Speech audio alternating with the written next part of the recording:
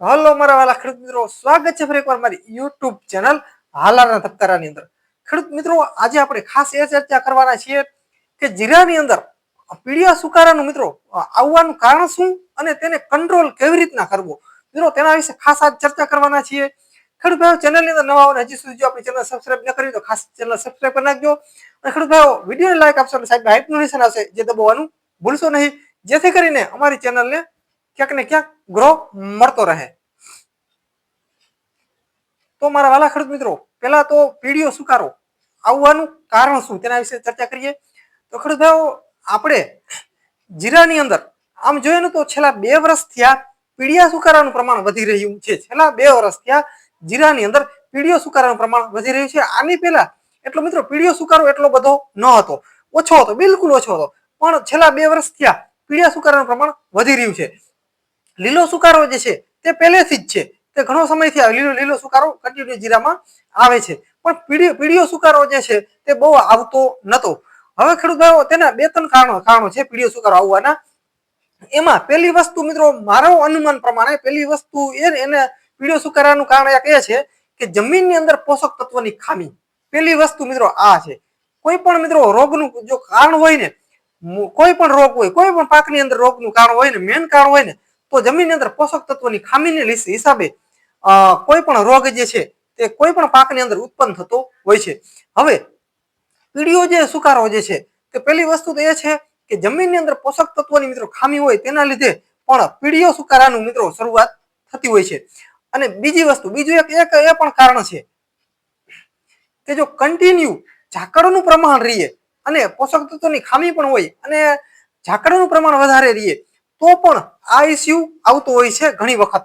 એટલે મિત્રો વાતાવરણ બરોબર ન હોય તો પણ આ જે પીળિયો સુકારો જે છે તે ઘણી વખત જીરાની અંદર આવતો હોય છે. ખેડૂત ભાઈઓ, આ જે પીળિયો સુકારો જે છે તે મિત્રો દવા છાંટવાથી પણ એટલા પરિણામ મળતા નથી. આ પીળિયો સુકારો એક એવી વસ્તુ છે કે કદાચ તમે ગમે એટલી મોંઘા ભાવની દવા છાંટો ને તો પણ તેની અંદર એટલું ખેડૂતોને પરિણામ મળતું નથી. તમે મોંઘા ભાવની ખેડૂત ભાઈઓ દવા છાંટ્યા રાખો અને છેલ્લે આપણું બધું વયું જાય, મગફળીના જે પૈસા હોય તે પણ જાતા વાર લાગતી નથી. એટલા માટે ખાસ ખેડૂતોએ ધ્યાન રાખવી કે પીળિયો અથવા લીલો સુકારો હોય તેની અંદર ખેડૂતોએ દવા છાંટવી, માપે છાંટવી. એવું નહીં કે કંટ્રોલ ના થાય તો બીજી લઈ આવી. તમે એગ્રે જશો તો તમને કોથરા મોઢે ભરી દેશે દવા. તો ખેડૂત ભાઈઓ, ખાસ ધ્યાન રાખવી કે દવા છાંટવામાં ખાસ ધ્યાન રાખવી કે મીડિયમ આપણે મિત્રો આપણી શક્તિ પ્રમાણે આપણે જીરાની અંદર બધી ટ્રાય કરી લેવાની અને દવા પણ છાંટવાની, પણ પછી અવર નહીં છાંટવાની. કેમ કે આની અંદર પીળિયા સુકારાની અંદર તો ખાસ એટલા મિત્રો દવા છાંટવા છતાં પણ પરિણામ બરોબર મળતું નથી. 80-90% પણ રોકાતું નથી, 50% પણ રોકાતું નથી. જો તમારી જમીનની અંદર જો પોષક તત્વો સારા હોય તો કદાચ તમે દવા છાંટવાથી પણ થોડો ઘણો કંટ્રોલ કરી શકો છો પીળિયા સુકારાની અંદર. તો ખાસ મિત્રો આ એક મારી વાત તમે ખાસ ધ્યાન રાખજો કે પીળિયો સુકારો હોય તો તેની અંદર તમારે બહુ ખેડૂતોએ બહુ ખોટા વધારે અવર પ્રમાણમાં ખર્ચા પણ ન કરવા, એવી ખેડૂતોને મારી ભલામણ એવી છે. બાકી તો બધા ખેડૂતોને જો જાણે જ છે જે વર્ષોથી જીરા વાવે છે તે, પણ જે ખેડૂતો નવા હોય તેને ન પણ ખબર હોય. અને ઘણા ખેડૂત વર્ગ એવો છે કે રિઝલ્ટ ના આવે ને એટલે દવા છાંટ થાય. પણ ખેડૂત ભાઈઓ, પીળિયો સુકારો એક વસ્તુ એવી છે કે તેની અંદર તમારે બહુ અવર ખર્ચા પણ ન કરવા. કેમ કે આપણે ખેડૂતના દીકરા છીએ, આપણે ખેતીની અંદર શું મળે છે એક ખેડૂતના દીકરા જાણી શકે છે. એટલે ખાસ બહુ અતિશય ખર્ચામાં પણ ધ્યાન રાખવું ખેડૂતોએ. હવે ખેડૂત ભાઈ, વાત કરીએ કે પીળિયા સુકારાને ઉપાય શું, પીળિયા સુકારાનો ઉપાય શું. તો મિત્રો તેના વિશે થોડી ખાસ ચર્ચા કરીએ.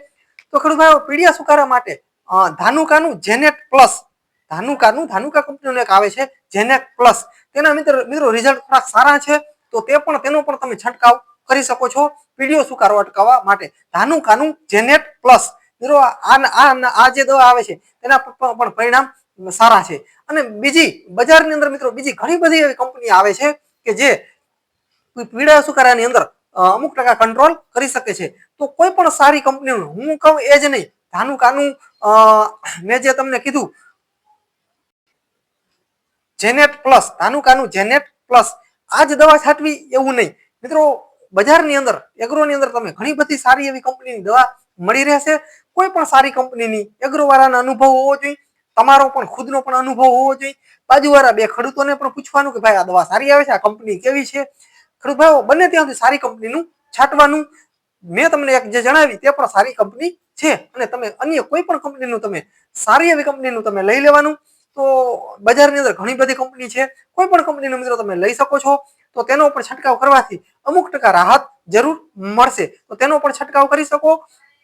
અને બીજું એક ઉપાય મિત્રો એ છે સહેલામાં સહેલો ખેડૂતોને, કે પીળો સુકારો આવ્યો હોય ને તો પછી ત્યારબાદ જો વધારે આવી ગયો હોય ને તો પાણી ન આપવાનું. જો તમે ખેડૂતો પાણી આપશો ને તો પછી તમે કદાચ ગમે એટલી દવા છાંટશો ને તો પણ તમને પીળા સુકારાની અંદર રિઝલ્ટ નહીં મળે. 40% પણ નહીં મળે, 30% પણ નહીં મળે, એ મારી ગેરંટી છે. એટલા માટે પીળો અથવા લીલો સુકારો વધારે પ્રમાણમાં હોય ત્યારે ખેડૂતોને મારી ખાસ ભલામણ છે કે પાણી આપવું નહીં.